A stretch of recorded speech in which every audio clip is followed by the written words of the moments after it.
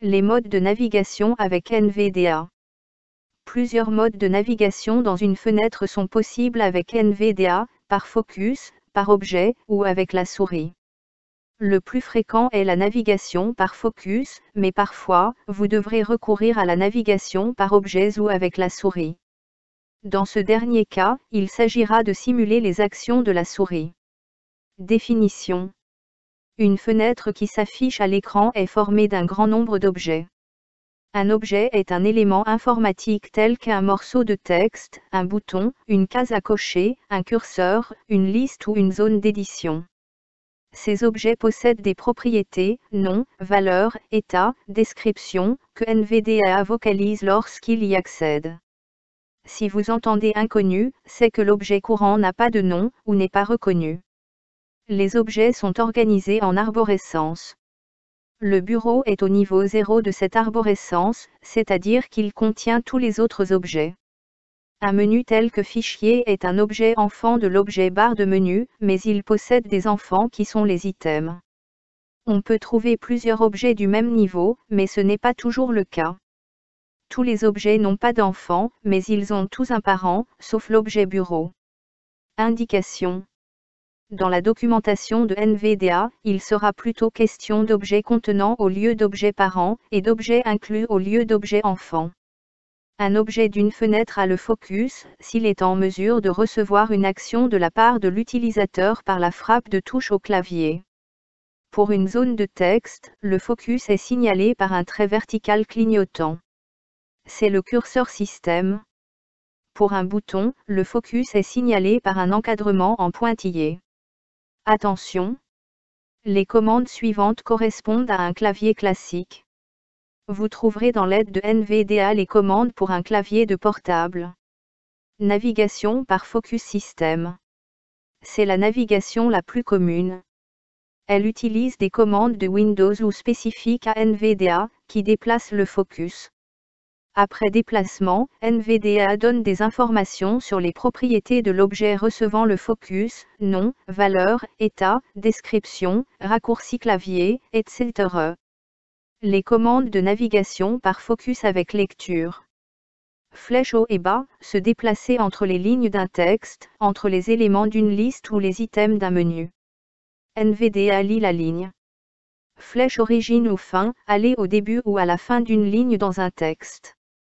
NVDA lit le premier ou le dernier caractère. Ce sera peut-être retour chariot qui, dans un texte, correspond à la frappe de entrée. Contrôle et flèche origine ou fin, aller au début ou à la fin d'un texte. NVDA lit la ligne. Contrôle et flèche droite ou gauche, aller au mot suivant ou précédent. NVDA lit le mot. Contrôle et flèche haut ou bas, aller au paragraphe suivant ou précédent. NVDA lit le paragraphe. NVDA et flèche bas, lire le texte à partir du curseur système. Le curseur système suit la lecture. Tab et majuscule et tab, aller au champ de formulaire suivant ou précédent, dans une boîte de dialogue, par exemple. NVDA lit le champ. Alt, accéder à la barre de menu, ou la quitter. NVDA lit le menu, ou signale que le focus n'est plus dans le menu. Alt et Tab, se déplacer d'une application ouverte à une autre. NVDA dit le nom de l'application atteinte. Les commandes de lecture sans déplacement. NVDA et flèche haut, lire la ligne courante. NVDA et Tab, décrire l'objet focalisé. Double frappe pour faire épeler. NVDA et T, lire le titre de la fenêtre active. Double frappe pour l'épeler, triple frappe pour le copier dans le presse-papier. NVDA et flèche fin, lire la barre d'état. NVDA et B, lire le contenu de la fenêtre active. Utile pour connaître le contenu d'une boîte de dialogue mal vocalisée. NVDA et majuscule et flèche haut, lire le texte sélectionné. Les commandes pour un tableau. CTRL et ALT et flèche gauche, aller à la colonne précédente. CTRL et ALT et flèche droite, aller à la colonne suivante. CTRL et ALT et flèche haut, aller à la ligne précédente. CTRL et ALT et flèche bas, aller à la ligne suivante. Navigation par objet. Les objets ont des tailles très variables. Par exemple, la zone d'édition de Word, qui peut contenir des dizaines de pages de texte, est un objet unique, sans enfant. Pour elle, la navigation par objet sera limitée. Par contre, la navigation par objet pourra être utile dans une boîte de dialogue peu accessible, qui comporte des champs de formulaire nombreux qui sont autant d'objets. Les commandes pour la navigation par objet utilisent les touches du pavé numérique désactivé. L'objet atteint dans ce déplacement est appelé objet navigateur courant ou plus simplement objet navigateur. Important. Avant toute navigation, l'objet navigateur est l'objet avec focus. Dans la navigation par objet, le focus n'est pas déplacé. L'objet navigateur n'est donc plus l'objet avec focus. Les commandes de navigation par objet. NVDA et Pavnom 8, aller à l'objet parent de l'objet navigateur. Il devient l'objet navigateur. NVDA et Pavnom 4, aller à l'objet précédent de même niveau que l'objet navigateur. Il devient l'objet navigateur. NVDA et Pavnom 6, aller à l'objet suivant de même niveau que l'objet navigateur.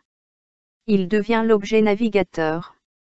NVDA et Pavnom 2, aller à l'objet premier enfant, appelé également premier objet inclus, de l'objet navigateur. Il devient l'objet navigateur. Les autres commandes. NVDA et Pavnom 5, annoncer l'objet navigateur.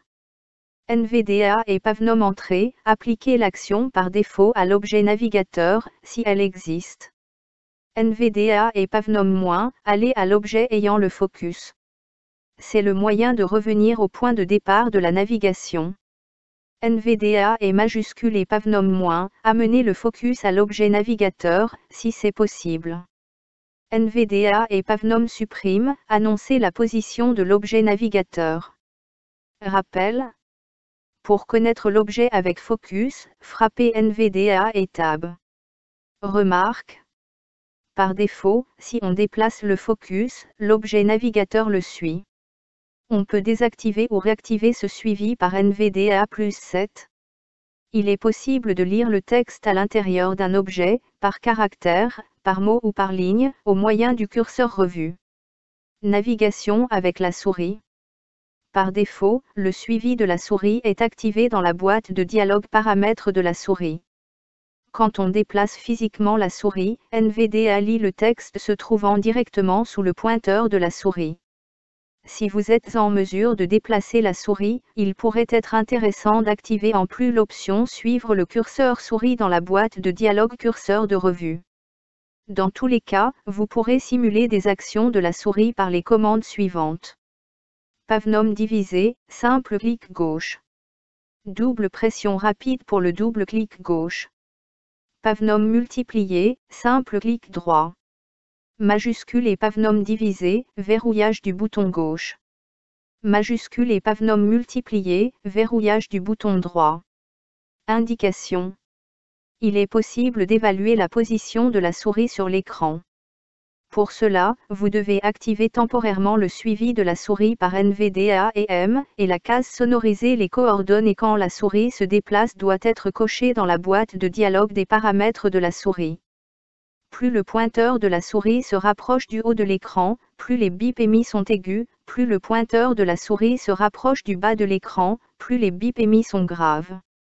Si vous utilisez un casque ou des haut-parleurs stéréo, plus le pointeur de la souris se rapproche du bord gauche de l'écran, plus le son paraît provenir de la gauche, plus le pointeur de la souris se rapproche du bord droit de l'écran, plus le son paraît provenir de la droite.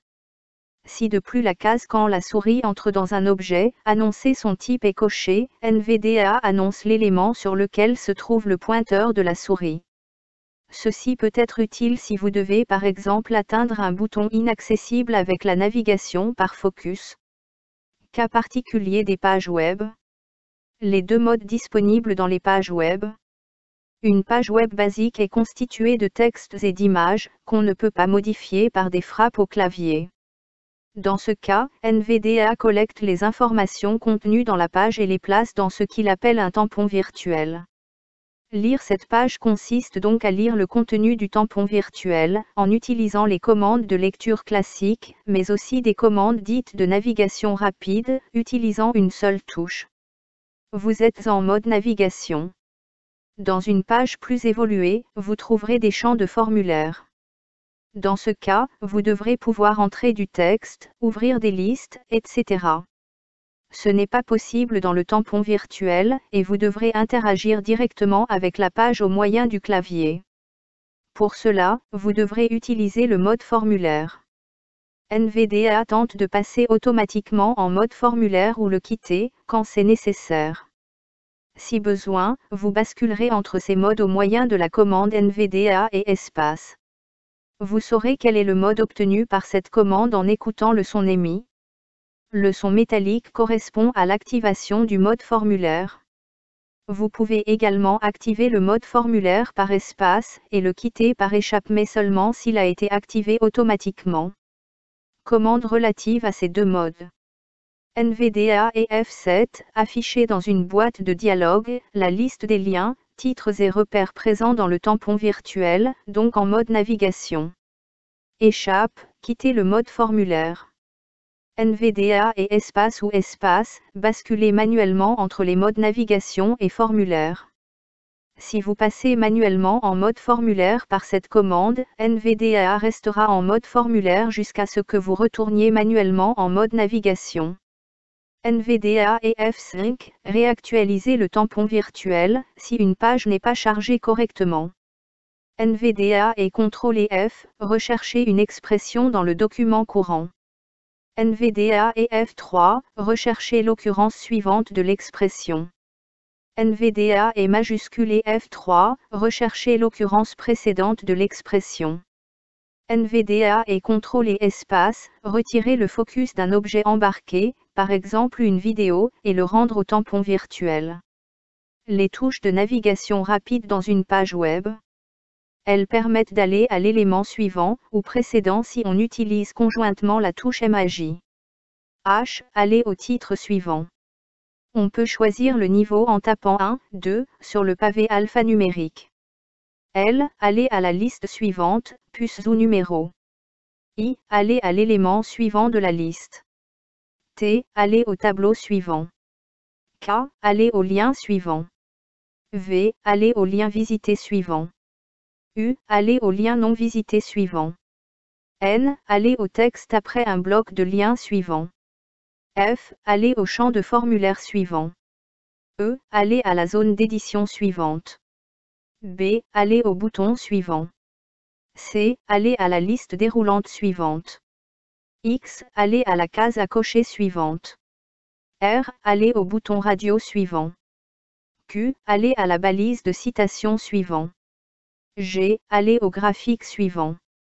S, aller au séparateur suivant. M, aller au cadre suivant. D, aller à la région suivante, nouveau nom de repère. O, aller à l'objet embarqué suivant, par exemple vidéo. A, aller à l'annotation suivante. W, aller au mot mal orthographié suivant. D'autres touches de navigation rapide sont apportées par le module extension des commandes de base de NVDA. P, aller au paragraphe suivant. Point virgule, aller à la région principale suivante. I, aller à la division suivante. Z, aller à l'encre suivante. 2 points, aller à l'élément clickable suivant. Rappel. Vous pouvez également aller d'un champ de formulaire au suivant et d'un lien au suivant en frappant Tab.